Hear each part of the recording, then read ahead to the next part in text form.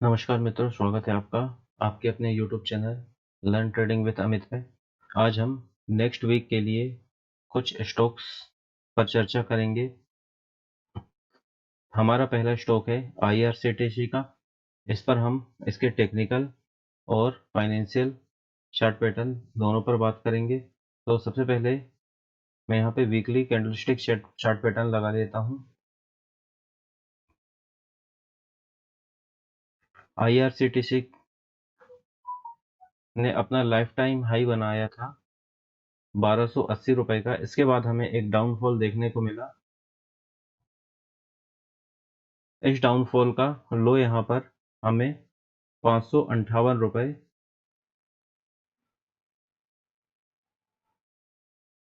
558 रुपए 15 पैसे का देखने को मिला। इसके बाद यहाँ पे आप देखिए, ये एक रेजिस्टेंस जोन था। यहाँ पे काफी समय से 7-8 वीक तक यहाँ पर एक हमें कंसोलिडेशन फेज देखने को मिला। इसके बाद यहाँ पर इसका ब्रेकडाउन हुआ और ब्रेकडाउन होने के बाद यहाँ पे एक अच्छा सपोर्ट क्रिएट हुआ और इस सपोर्ट के बाद यहाँ पे हमें एक रैली देखने को मिली। इसके बाद हम देखते हैं डेली चार्ट पैटर्न लगा लेते हैं।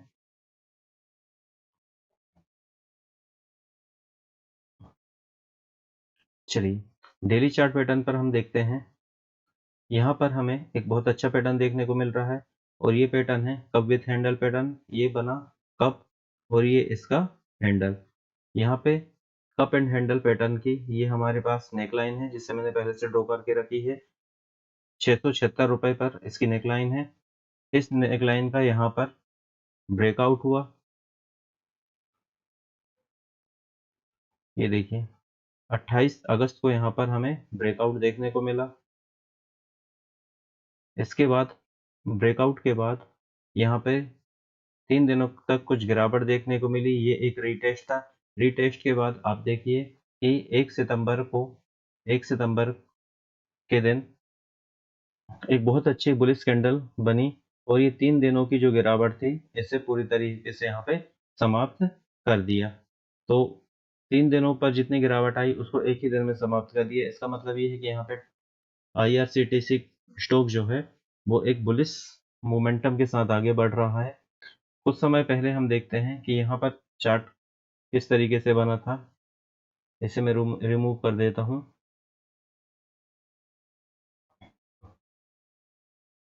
यहाँ पर देखिए, ये एक रेजिस्टेंस जोन था। यहाँ पे मल्टीपल टाइम इस रेजिस्टेंस का टेस्ट हुआ और यहाँ पे एक बहुत बढ़िया पैटर्न देखने को मिला। ये पैटर्न था हमारा inverse head and shoulder pattern. ये देखिए, 2 हेड बने। इसके बाद यहाँ पे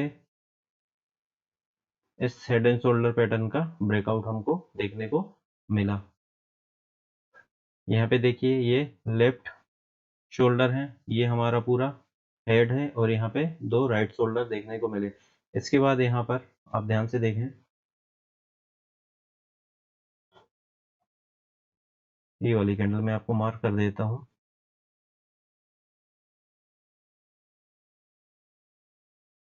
ये बहुत ही अच्छी बुलिश कैंडल थी 16 जून 2023 को। इस हेड एंड शोल्डर पैटर्न का, inverted head and shoulder pattern का ब्रेकआउट देखने को मिला। कभी जब भी आप ब्रेकआउट ट्रेड लें तो एक बात का ध्यान रखें कि ब्रेकआउट होने के बाद ब्रेकआउट कैंडल का जो हाई है इसे आप मार्क करके रख लें। ये मैंने इसे मार्क करके रख लिया है और इस कैंडल के हाई के ऊपर हमें एक दूसरी ग्रीन कैंडल की क्लोजिंग चाहिए। यदि इसके हाई के ऊपर एक दूसरी ग्रीन कैंडल की क्लोजिंग मिलती है तो यहाँ पर ब्रेकआउट जो है कंफर्म हो जाता है। लेकिन आप देखिए, यहाँ पे ब्रेकआउट हुआ।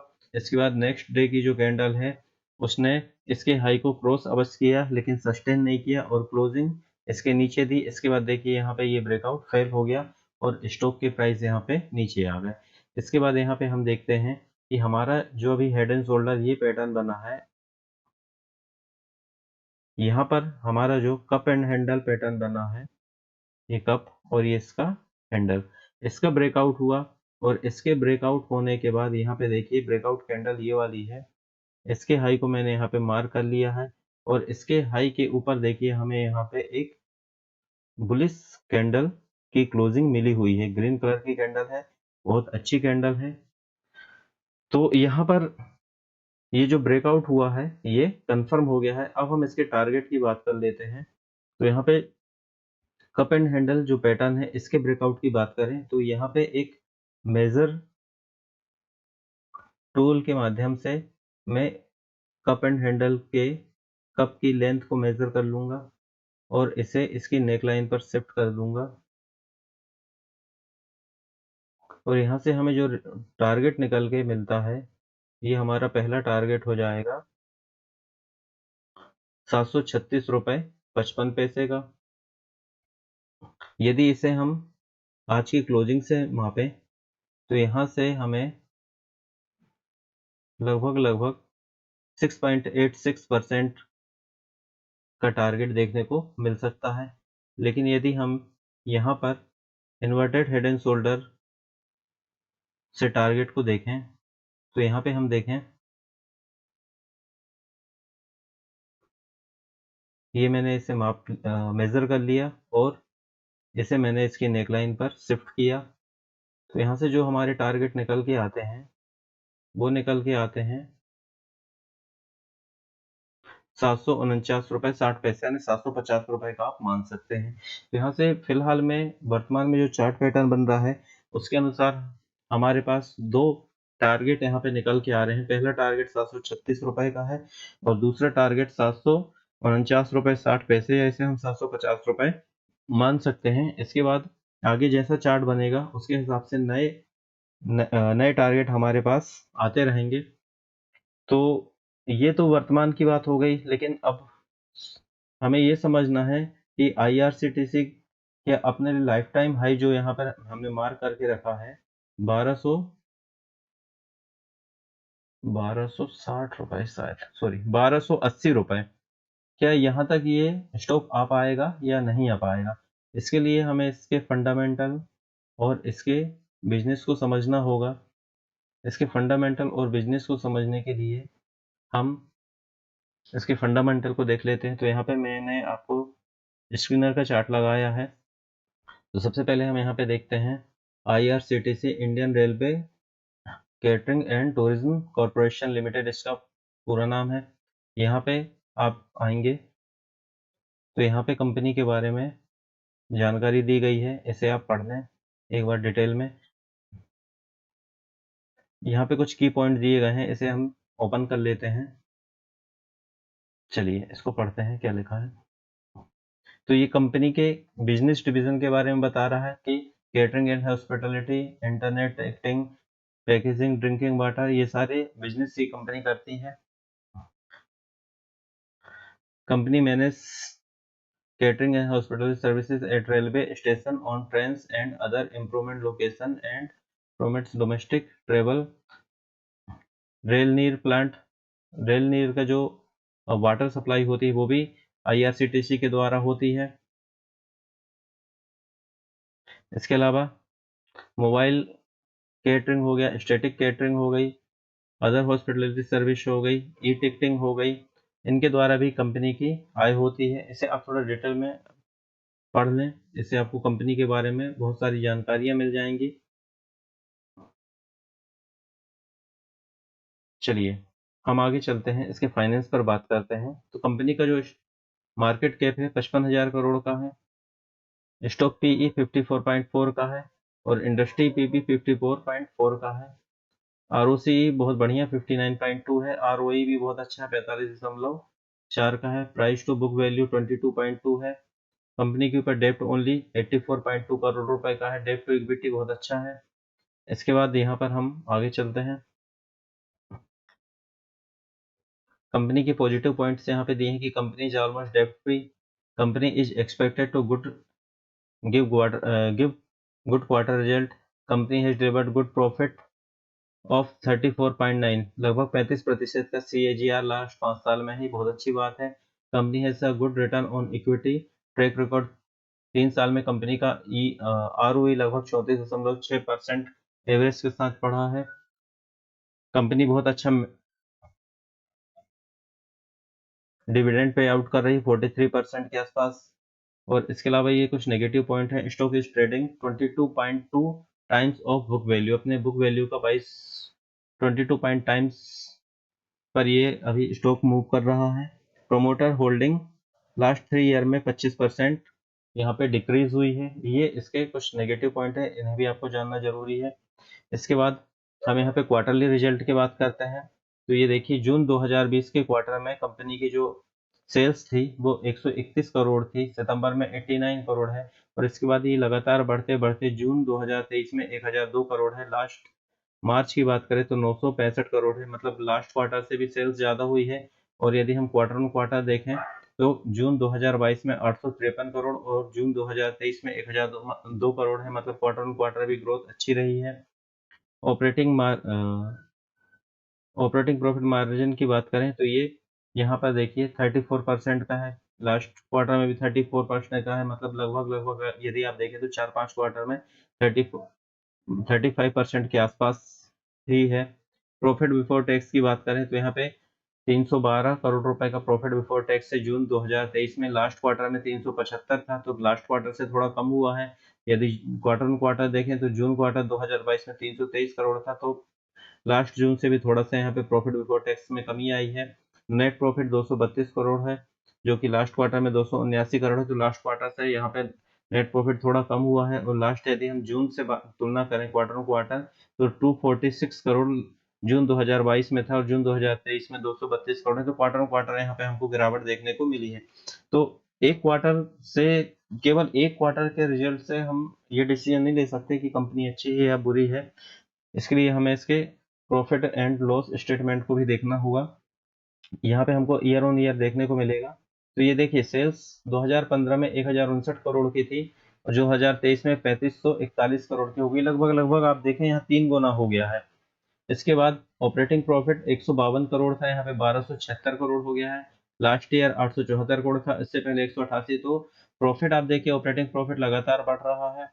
यहाँ पे हम अगर प्रॉफिट बिफोर टैक्स की बात करें तो प्रॉफिट बिफोर टैक्स भी 1354 करोड़ रुपए है, उससे पहले 885 करोड़ था। जून 2023 में 1354 करोड़ और 22 में 885 करोड़ था।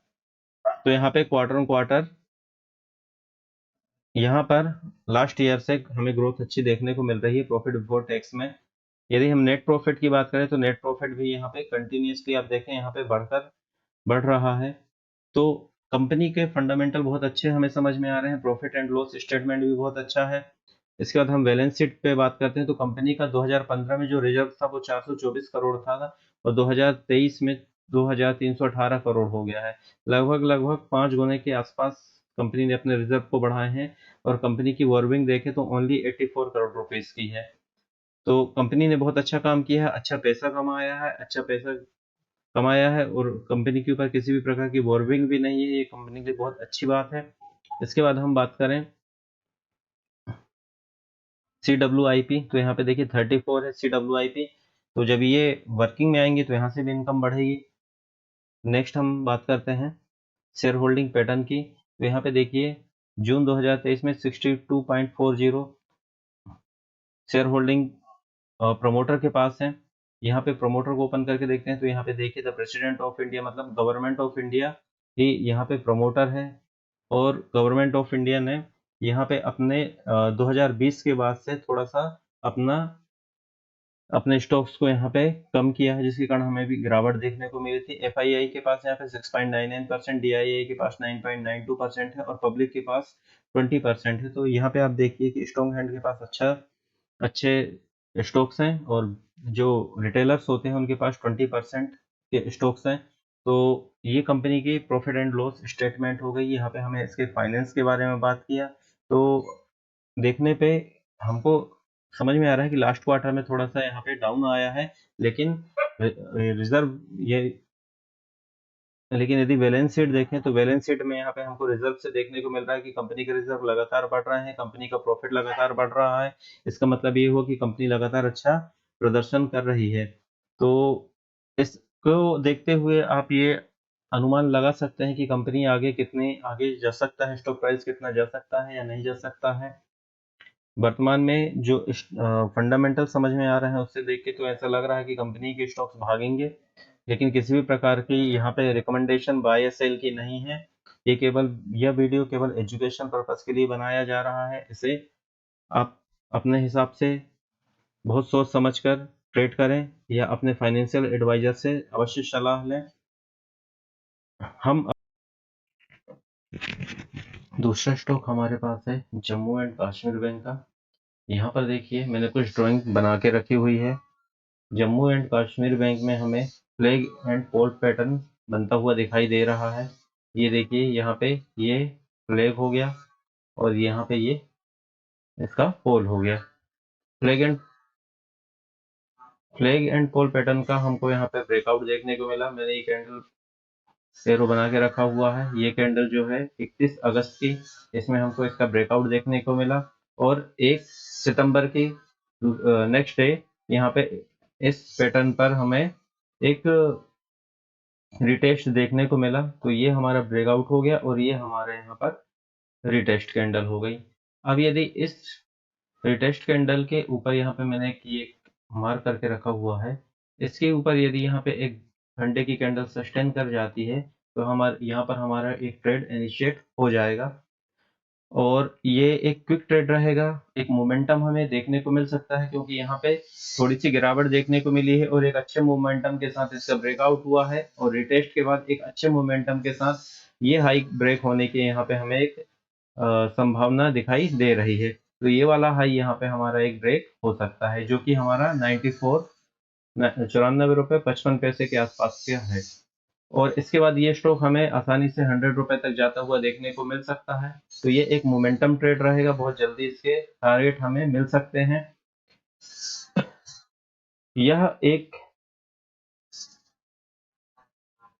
यह वीडियो केवल एजुकेशन पर्पस के लिए बनाया जा रहा है। किसी भी प्रकार की बाय सेल या होल्ड की कोई रिकमेंडेशन यहाँ पर नहीं है। किसी भी प्रकार का ट्रेड लेने से पहले आप अपने फाइनेंशियल एडवाइजर से अवश्य सलाह लें। यह केवल एजुकेशन पर्पस के लिए आपको बताया जा रहा है। इसके अलावा हम देखें कि कुछ समय पहले यहाँ पे किस प्रकार के पैटर्न बने और किस प्रकार से उसका ब्रेकआउट हुआ। अच्छा, एक बात और बताना चाह रहा हूँ। यहाँ पे ये देखिए आप कितना अच्छा पोल बना था, कितनी अच्छी बड़ी बड़ी कैंडल यहाँ पे हमें दिखाई दे रही थी और जब यहाँ पे ये गिरावट देखने को मिली तो गिरावट ये देखिए बिल्कुल छोटी छोटी कैंडल देखने को मिल रही थी। मतलब यहाँ पे जो गिरावट आ रही थी उसमें यहाँ पे वॉल्यूम में भी यदि आप ध्यान दें तो वॉल्यूम का सपोर्ट भी नहीं था। ये देखिए जब मार्केट ऊपर जा रहा था, ये देखिए स्टॉक जब ऊपर जा रहा था तो कितनी अच्छी अच्छी कैंडल बन रही थी ग्रीन, लेकिन जब यहाँ पे हमें ये गिरावट देखने को मिली 4-5 दिनों की तो यहाँ पे वॉल्यूम का सपोर्ट नहीं था। ये एक बुलिश जोन के बारे में बताता है कि स्टॉक हमारा यहाँ पर बुलिश है। अच्छा, इससे पहले हम देखें कि स्टॉक में किस प्रकार का मूवमेंट हुआ तो यहाँ पे आप देखिए यहाँ पे एक कप एंड हैंडल पैटर्न बना हुआ था। ये देखिए कप एंड हैंडल, ये यहाँ पे एक कप बना और ये इसका हैंडल है और इस हैंडल का यहाँ पे ब्रेकआउट हुआ। ये हुआ था 4 जुलाई को और अगले दिन 5 जुलाई को इसके ऊपर एक दूसरी कैंडल क्लोज हुई जो कि ब्रेकआउट को कंफर्म करती है। इसके बाद यहाँ पे आप देखिए कि स्टॉक थोड़ा ऊपर गया, फिर इसके बाद रिटेस्ट करके एक बहुत अच्छा हमको रैली देखने को मिली। इसका टारगेट पहले भी अचीव हो चुका है। इस कप एंड हैंडल के टारगेट की यदि हम बात करें तो सबसे पहले यहाँ पे मैं इसके लो को माप पे एक ये लाइन ड्रॉ कर दूंगा और एक मेजरमेंट टूल के द्वारा इस लो से ये जो रेजिस्टेंस बना है इसको मेजर कर लेंगे और इसे रेजिस्टेंस के ऊपर शिफ्ट कर देंगे। तो यहाँ पे जो हमारा टारगेट निकल के आ रहा था ये टारगेट 29.25% के साथ था और ये टारगेट हमारा 81 रुपये 20 पैसे का निकल के आ रहा था जो कि आसानी से अचीव हो चुका है। यदि हम बात करें इसके बाद वर्तमान में किस प्रकार से यहाँ पे और भी पैटर्न बन रहा है तो उसकी बात करेंगे। तो यहाँ पे आप देखिए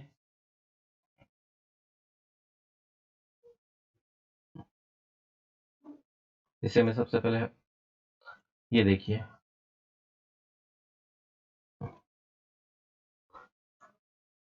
आप बताइए कौन सा पैटर्न यहाँ पे बना हुआ है, कमेंट करके बताइए।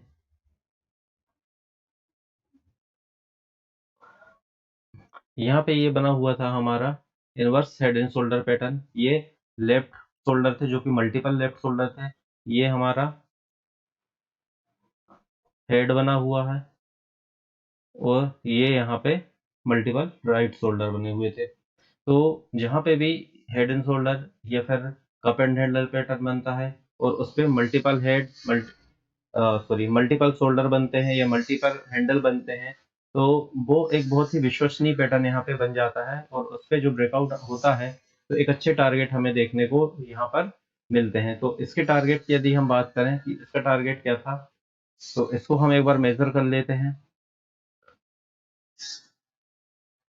तो ये हेड के लो से यहाँ पे रेजिस्टेंस तक हम इसको मेजर करेंगे और इसे रेजिस्टेंस तक शिफ्ट कर देंगे।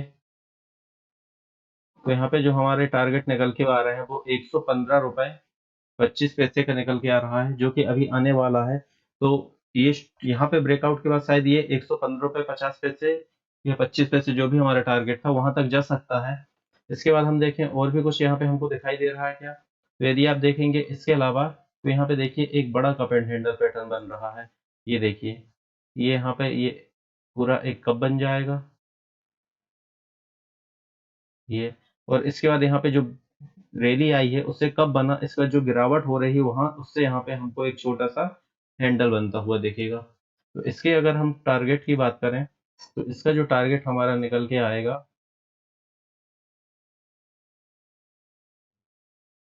इसे हम मेजर कर लेंगे और ये जो हमारा टारगेट निकल के आएगा,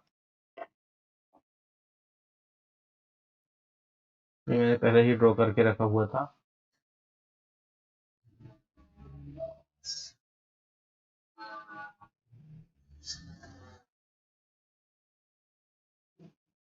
ये हमारा 181 रुपए 180 रुपए मान लीजिए, 180 रुपए का टारगेट यहाँ पे हमारा निकल कर आ रहा है। तो इस प्रकार के टारगेट के लिए यहाँ पे ट्रेड इनिशिएट किया जा सकता है। लेकिन ये वीडियो केवल और केवल एजुकेशन पर्पस के लिए बनाया जा रहा है, किसी भी प्रकार की बाय सेल या होल्ड की कोई सलाह या रिकमेंडेशन नहीं है। आप अपने फाइनेंशियल एडवाइजर से अवश्य सलाह लें। ये वीडियो केवल मैं इसलिए बना रहा हूँ ताकि आपको आसानी हो कि किस प्रकार से हमको स्टॉक का सिलेक्शन करना चाहिए, कौन कौन से पैरामीटर को देखने चाहिए। जम्मू कश्मीर बैंक के यदि हम फंडामेंटल की बात करें तो जब से धारा 370 हटी है इसके बाद से वहाँ पे सेंट्रल गवर्नमेंट का कंट्रोल हो गया है और इसके बाद से बहुत सारी चीजें वहाँ सुधार देखने को मिला है, जिसके कारण ये स्टॉक हमें एक अच्छा बुलिश जोन में देखने को मिल रहा है। चलिए इसके कुछ फाइनेंस के बारे में बात कर लेते हैं। तो जम्मू एंड कश्मीर बैंक के फाइनेंस की बात करें तो इसका मार्केट कैप जो है वो 8,553 करोड़ का है। पीई रेशो 6.3 है, स्टॉक पी 6.33 और इंडस्ट्री पी 13.1 है। तो स्टॉक पी और इंडस्ट्री पी की तुलना करें तो स्टॉक अभी थोड़ा सा हमें सस्ता मिल रहा है। यदि पीईजी रेशो की बात करें, पेग रेशो हमारा 0.15 का है। इसके बाद हम यदि इसके फाइनेंस की बात करें तो ये क्वार्टरली रिजल्ट देखते हैं। तो क्वार्टरली रिजल्ट देखिए, मार्च 2023 में 2512 करोड़ का रेवेन्यू था, जून 2023 में 2657 करोड़ का रेवेन्यू है। तो रेवेन्यू में हमको यहाँ ग्रोथ देखने को मिल रही है। यदि प्रॉफिट बिफोर टैक्स की बात करें तो लास्ट क्वार्टर में यानी कि मार्च 2023 में 625 करोड़ और जून 2023 में 452 करोड़ का है। यानी कि थोड़ा सा हमें यहाँ पे गिरावट देखने को मिल रही है प्रॉफिट बिफोर टैक्स में। लेकिन यदि हम क्वार्टर ऑन क्वार्टर बात करें तो जून 2023 में 452 करोड़ है और लास्ट जून 2022 में 236 करोड़ था। तो यदि हम क्वार्टर ऑन क्वार्टर बेस में बात करें तो यहाँ पे अच्छी ग्रोथ देखने को मिल रही है। नेट प्रॉफिट देखें तो जून 2023 में 331 करोड़ है और मार्च 2023 में 473 करोड़ है। और क्वार्टर ऑन क्वार्टर देखें तो जून 2022 में 161 करोड़ था और जून 2023 में 331 करोड़ था। क्वार्टर ऑन क्वार्टर हमको ग्रोथ देखने को मिल रही है, लेकिन लास्ट क्वार्टर से यहाँ पे थोड़ी सी गिरावट देखने को मिल रही है। यदि हम प्रॉफिट एंड लॉस स्टेटमेंट में जाएं तो ये देखिए, रेवेन्यू की बात करें तो रेवेन्यू देखिए मार्च 2023 में 9355 करोड़ है, मार्च 2022 में 8013 करोड़ था, मार्च 2021 में 8011 करोड़ है। तो लास्ट ईयर से रेवेन्यू अधिक देखने को मिल रहा है। प्रॉफिट बिफोर टैक्स की बात करें तो 1786 करोड़ है, लास्ट ईयर यहाँ पे 747 करोड़ था। तो प्रॉफिट बिफोर टैक्स भी अच्छा देखने को मिला। नेट प्रॉफिट देखें तो 1181 करोड़ है, लास्ट ईयर में 495 करोड़ है। तो नेट प्रॉफिट में भी वृद्धि देखने को मिल रही है। यदि रिजर्व्स की बात करते हैं, बैलेंस शीट चेक करें तो मार्च 2023 में रिजर्व 9,793 करोड़ है, मार्च 22 में 7,984 करोड़ है। फिर देखिए यहाँ पे भी रिजर्व में भी देखिए तो आप यहाँ पे कंटिन्यू रिजर्व बढ़ता हुआ दिख रहा है। CWIP कंपनी की 47 है। इसके बाद यदि हम यहाँ पे ROE की बात करें तो ROE 13% है। शेयर होल्डिंग पैटर्न की बात करें तो यहाँ प्रमोटर के पास 63.41% शेयर हैं, FII के पास 2.19 और DII के पास 2.43। तो फंडामेंटल हमें यहाँ पे थोड़े से स्ट्रॉन्ग देखने को मिल रहे हैं। लास्ट क्वार्टर से थोड़ा सा प्रॉफिट में गिरावट देखने को मिली, लेकिन ईयर ऑन ईयर देखें तो काफ़ी अच्छे ग्रोथ हमें यहाँ पे दिखाई दे रही है। तो ये इसका एनालिसिस था कि ये किसी भी प्रकार से बाय सेल या होल्ड करने की सलाह नहीं है। आप अपने फाइनेंशियल एडवाइजर से संपर्क करें और उनसे सलाह लेकर ही किसी भी प्रकार का ट्रेड करें। धन्यवाद।